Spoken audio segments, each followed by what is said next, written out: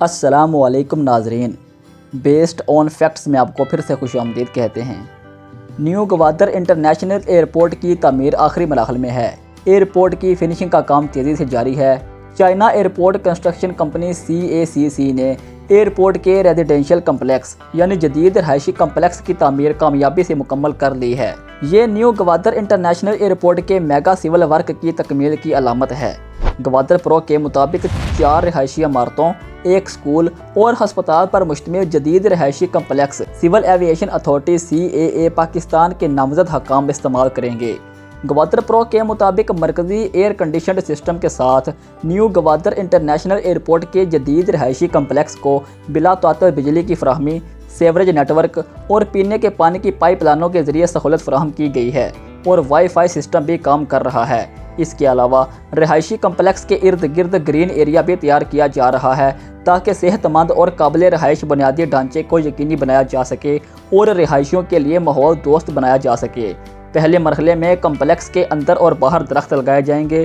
سبز ماحولیاتی نظام کو مضبوط بنانے کے لیے مقررہ حصوں پر درخت کے پودے اگائے جائیں گے۔ ناظرین، حکومت نے بین الاقوامی سول ایویشن آرگنائزیشن ICAO اور دیگر سیکیورٹی ایجنسیوں جیسے یورپی سٹیزن ایکشن سروس ECAS اور ٹرانسپورٹیشن سیکیورٹی ایڈمنسٹریشن TSA سے نیو گوادر انٹرنیشنل ایئرپورٹ کا معائنہ کروانے کا بھی منصوبہ بنایا ہے تاکہ سیکیورٹی معیارات پر عمل درآمد کو یقینی بنایا جا سکے۔ دوسری جانب چین اور پاکستان نے CPEC کے تحت 2 طرفہ تعلقات کو بڑھانے اور تعاون کو تیز کرنے پر اتفاق کیا ہے اور کہا ہے کہ منصوبے کے اگلے مرحلے یعنی CPEC فیز 2 میں منتقلی کے ساتھ ساتھ اس کی اعلیٰ معیار کی ترقی کو تیز کیا جائے گا۔ ذرائع کے مطابق وزیر منصوبہ بندی احسن اقبال نے دورہ چین کے دوران بیجنگ میں NDRC ہیڈ کوارٹر میں national development and reform commission of چین کے وائس چیئرمین زاو چینسن سے ملاقات کی، جس میں انہوں نے کہا کہ CPEC کے دوسرے مرحلے میں مصنوعی ذہانت اور زرعی جدید کاری پر تعاون کو ترجیح دیں گے۔ دونوں فریقین کے درمیان ML1 منصوبے پر جلد عمل درآمد کے لیے داخلی طریقہ کار کو تیز کرنے پر بھی اتفاق کیا گیا۔ احسن اقبال نے کہا کہ ہماری بنیادی توجہ چین پاکستان اقتصادی راہداری یعنی CPEC کے فیز 2 اور ML1 ریلوے منصوبے کو آگے بڑھانے پر ہے۔ ML1 منصوبہ ملک کے مواصلات اور تجارت کے شعبوں کے لیے ناگزیر ہے۔ انہوں نے مزید کہا کہ اگر ML1 منصوبے پر کام شروع نہ کیا گیا تو ہمیں مزید واقعات کا سامنا کرنا پڑے گا۔ ہمیں خطے میں مواقع کی راہ ہموار کرنے کے لیے مضبوط منصوبہ بندی کے ساتھ آنا ہوگا۔ ان کا کہنا تھا کہ ML1 150 سال پرانا ٹریک ہے۔ دورہ چین کے دوران ML1 منصوبہ بھی ایجنڈے میں شامل ہے۔ احسن اقبال نے حکومت پاکستان کے اس عزم کا اعادہ کیا کہ وہ CPEC کے سماجی اور اقتصادی فوائد میں اضافہ کرے گی اور لوگوں کی زندگیوں اور معاش کو نمایاں طور پر بہتر بنائے گی۔ انہوں نے آزاد پتن اور کوہالہ ہیڈل پاور پروجیکٹس پر جلد عمل درآمد کے لیے چینی حکومت سے مسلسل تعاون اور حمایت طلب کی۔ فریقین نے صنعتی تعاون فریم ورک معاہدے پر عمل درآمد اور صنعت، زراعت اور کان کنی معدنیات کے شعبوں کو جدید بنانے کے لیے ایک ایکشن پلان تیار کرنے پر بھی اتفاق کیا۔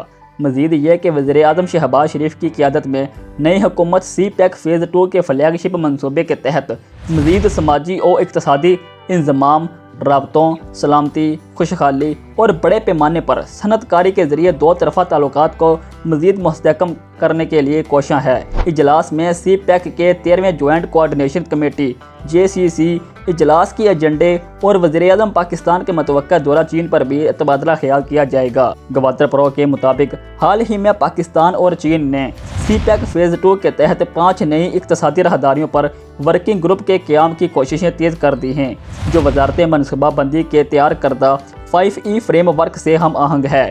فریقین نے وزیر اعظم پاکستان کے دورہ چین سے قبل CPEC کی جوائنٹ کوآرڈینیشن کمیٹی JCC کا اگلا دورہ منعقد کرنے پر بھی اتفاق کیا، جس کی مشترکہ صدارت احسن اقبال کریں گے۔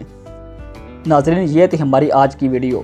آپ ان منصوبوں کے بارے میں جو بھی رائے رکھتے ہیں ہمیں کمنٹس میں بتائیں۔